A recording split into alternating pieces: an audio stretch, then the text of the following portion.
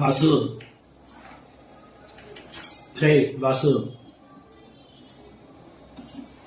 ఇక్కడే ఉన్నావమ్మా? బాగున్నారా? సంతోషం.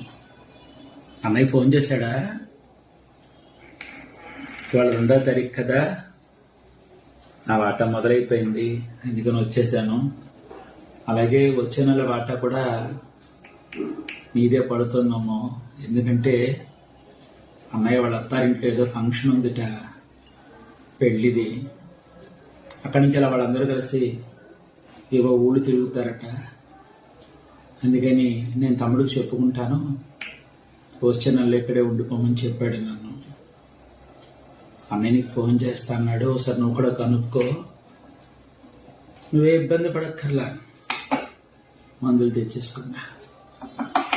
మందులు నా దగ్గర